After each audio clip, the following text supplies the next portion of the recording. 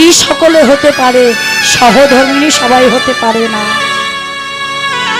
সহধর্মিণী, এই সহধর্মিণী কে জানো? এই সহধর্মিণী কথাটা একজন বলেছিল, কে যে প্রথম উপলব্ধি করেছিল রামকৃষ্ণ দেব ঠাকুর মা শারদাকে বলেছিল, কে তুমি?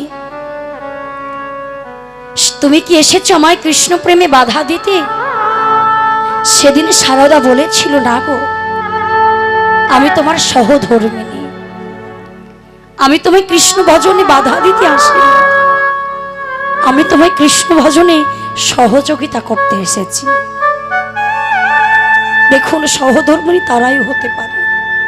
রামকৃষ্ণ দেব ঠাকুরের স্ত্রী যে শারদা দেবী, তিনি কিন্তু প্রথম সহধর্মিণী।